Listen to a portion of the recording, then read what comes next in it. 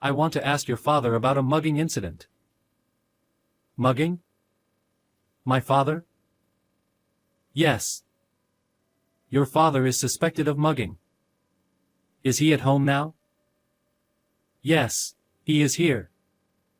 "Do you want to see him?" The police officer looked puzzled for a moment at my tone, but said, "Please let me see him," so I took the police officer into the house and opened the door. "My father is here." The police officer was stunned to see my father there.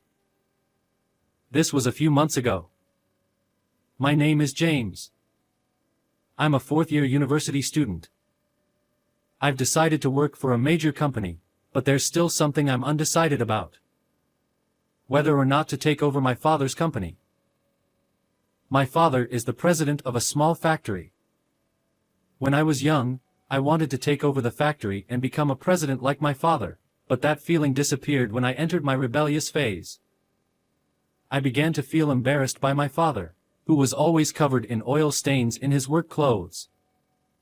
That feeling remained unchanged even after I became a teenager and even now, somewhere in my heart. After becoming an adult and working part-time jobs, I began to respect my father, who worked hard while supporting many employees and their families. But I couldn't shake the feeling that a salaryman who wears a suit and works hard is cooler than my father. One day, while shopping with my father, we were suddenly called out from behind. "James." My father and I turned around together. There was a man of the same age as my father. "Jack. Long time no see." This Jack person was apparently a classmate of my father's from high school. Jack, who was wearing a suit, happened to be on an outside sales trip. After revealing that he worked for a famous large company, Jack asked my father, "Did you take over the family business after all?" "Oh yeah, that's right. We're still managing somehow." "That dirty little factory of yours? You've become quite something as its president. And you're only a high school graduate? That's impossible. You really are pathetic." I was shocked by Jack's words. That factory was started by my grandfather and my father is the second generation. I knew he had taken over after graduating from high school, but I never thought there would be a classmate who would make fun of him like that. Jack continued to smile silently at my father. "So? Did you make your father's factory bigger? You said you were going to take over the company in high school and make it bigger." "No, unfortunately I didn't have any business sense. That dream didn't come true." "Ha ha ha. You couldn't help it. You're good with your hands but your head isn't very good. But it's good that you didn't go bankrupt. I thought guys like you were going bankrupt." Jack laughed heartily and slapped my father on the shoulder before saying, "I have more work to do, so let's catch up at the next reunion," and leaving. My father, who had been talked down to, looked a little awkward and said, "Shall we go?" before walking off to resume shopping. At that time, I felt that my father's work was something that was being made fun of without any rebuttal from me.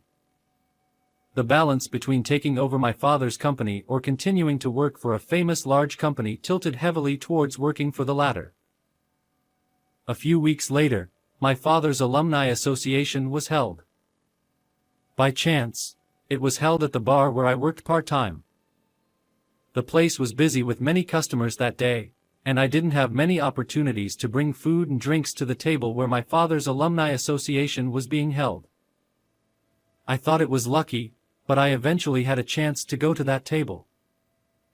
I felt a little embarrassed about bringing drinks to my father's alumni association, but I kept quiet because it was my job. Our bar has private rooms. When I showed up at the table where my father's alumni association, which was being held in one of the large rooms rented out for the occasion, was taking place, my father, who happened to be near the entrance and exit, said with a smile, "Oh, James." "Are you his son?" My father was asked by the woman next to him, then he introduced me as his son. I politely greeted them and arranged the drinks I put on the table. My eyes are just like my father's, and I'm just as serious as he is. My father's drunken classmates teased me, and I laughed awkwardly. Jack, who was sitting at a table a little away from us, noticed us and said, "We met recently too. James. Right? Are you planning to take over your father's small factory?" When I answered honestly, "No, I'm still thinking about it," to Jack's question with an alcoholic breath that made me feel disgusted, he shouted loudly, "Stop it. Your father's company is nothing special. James should work for a company like me instead of taking over such a company. Like me." He then began to brag about his career history, but something seemed off. He said he was in sales when we met before, but now he says he's become the head of accounting. I felt something was wrong but kept quiet because it could be troublesome if I pointed it out. However, my father's mouth became lighter because he was drunk. "Has your department changed since we last met?" "It hasn't been that long since we last met, a few weeks ago. Was it an urgent transfer? Did sales not suit you?" Jack's mouth, which had been talking so much, stopped when he heard my father's words. Jack looked flustered and nodded his head saying, "Yes. That's right. Sales wasn't for me. As soon as I transferred, I became the head of accounting." "That's strange. Didn't that company get absorbed by a foreign company and have its accounting department based overseas?" As my father pointed out, the company Jack boasted about had been absorbed by a foreign company. Many people had noticed this but didn't point it out until my father did so. There was a burst of laughter at my father's remark. "Hey Jack. What's going on? Are you really the head of accounting even though you were absorbed by another company?" "Shut up. Can't you see I'm at this party?" Jack, who had been laughed at, trembled with regret and said, "I'll go home," before leaving with heavy footsteps. The people around him told my father that he hadn't done anything wrong, so Jack must have always been like that. Seeing my father being praised for what he said rather than being laughed at made me happy. Even though he was drunk, my father looked cool when he said what everyone else found hard to say. Half a year has passed since then. I still spend days wondering whether or not to take over my father's company. My confusion has only deepened day by day and honestly don't know what to do. One day while relaxing at home, the intercom rang. Since my mother wasn't there, I went to the entrance. "Yes. Hello. You're James?" The visitor said so in uniformed clothes. I replied with a stiff voice, "Yes," surprised and wondering if I had done something wrong or not when the police officer said, "Regarding the purse snatching incident, there's something I want to ask your father." "Purse snatching? My father?" "Yes. Your father is suspected of purse snatching. Is your father at home now?"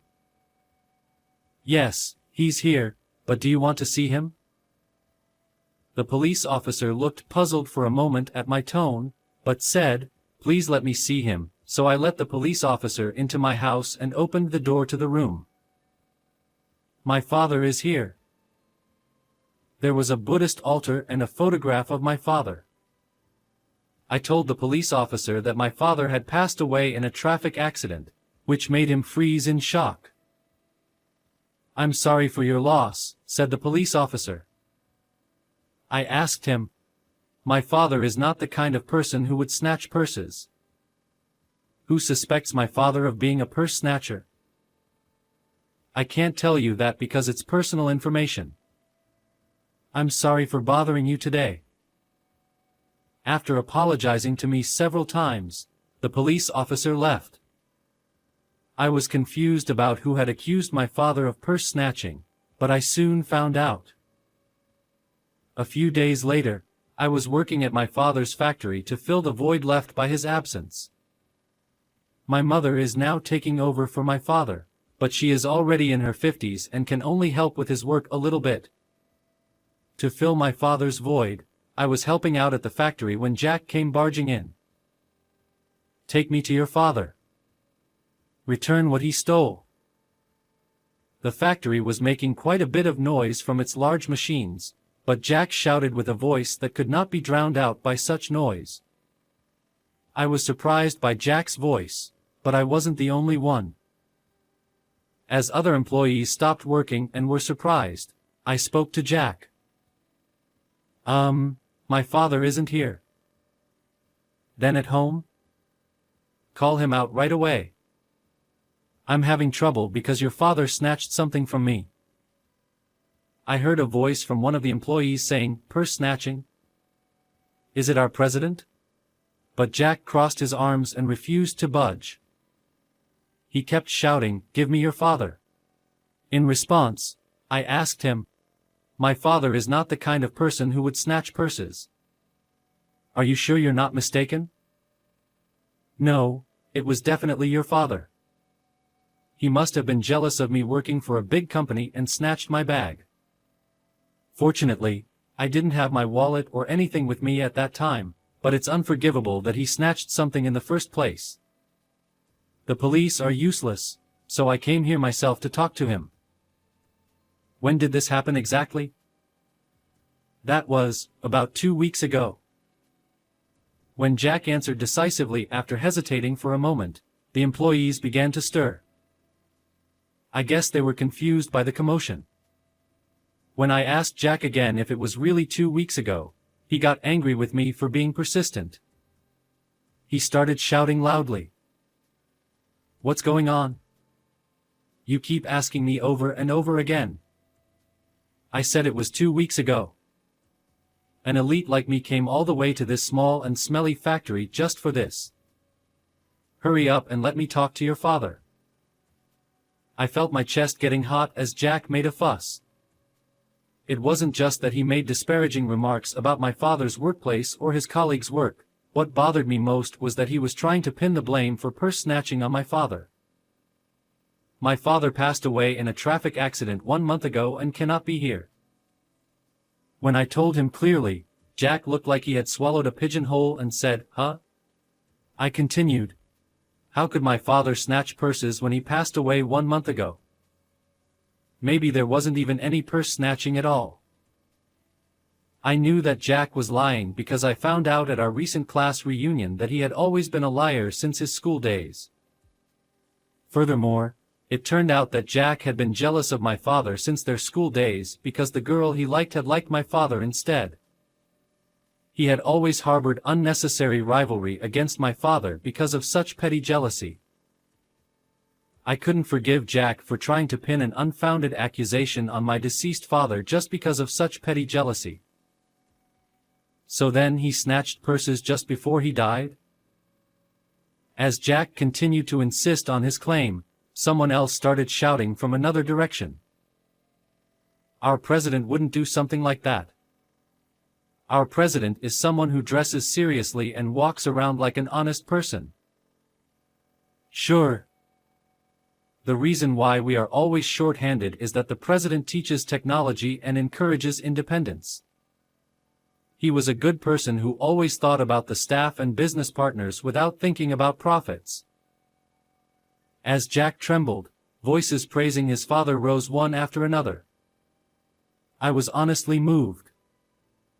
I felt ashamed of myself for thinking that my father's work was embarrassing. My father was a president who was respected by his staff and loved enough to be protected even in such a situation. Jack's eyes were filled with tears as he heard the voices of the factory workers defending my father. I delivered the final blow. The fact that you tried to frame my father for a lie. I will definitely consult with the police. With that, Jack raised his voice and fled from the factory. Afterwards, I went to the police as promised to report that my father had been falsely accused by Jack. The evidence was a recording of Jack's statement made by one of the staff members who had been thoughtful enough to record the argument at that time. Thanks to this, there was evidence left. The police acted quickly because there was evidence, and Jack was caught in no time. Jack's lie about accusing someone of a crime became his own crime, and he ended up in jail for a while. He had insulted my father while he was alive and tried to frame him even after he died. I felt relieved that he got what he deserved. A few days later, someone claiming to be Jack's wife came to our house with a gift box to apologize to me and my mother. When I asked if it was because of what happened at the reunion that Jack had framed my father, Jack's wife sighed and told me, Yes, that's right. It seems that he was hurt at the reunion. Actually, Jack was an elite who had been fired from his company. He had been looking for a job but it didn't go well, and that's when he met me and my father. Jack, who was obsessed with being an elite, lied, but when he got drunk, he told inconsistent lies and ended up embarrassing himself. He began to resent my father and decided to frame him. I was disgusted by his ridiculous reason for lying, but it seemed that Jack's wife felt the same way. She told me that she intended to divorce him. Jack apparently had no children, so even if he got out of jail, no one would be waiting for him. After graduating from college, I decided to take over my father's company. One reason was that I was worried about the management of the company since my father had just passed away. Another reason was that I couldn't forget the voices of the staff members who had protected my father when Jack lied about him. I wanted to become a president who is loved and respected by staff members like them. That incident became a turning point for me. Since I belonged to the Faculty of Business Administration, I could manage the part of management that my father wasn't good at, but I had to learn from staff members about technology. The staff members taught me many things saying, if it's for his son, and they also told me many stories about my father. Every time they did so, I realized how great my father was. Dad, you were really cool. I'm ashamed that I didn't realize it while you were alive. I'm really sorry. I spoke to his portrait. After work, I'm covered in oil stains. It's embarrassing now that I used to think this is uncool. This dirt is proof of how hard my father worked. I'll do my best to become a president like you. And I'll definitely make your dream come true. I spoke to his portrait again and felt like my father smiled. I'm going to work hard from now on to become a president like him. I want to fulfill my father's dream of expanding the town factory that has been passed down since my grandfather's generation.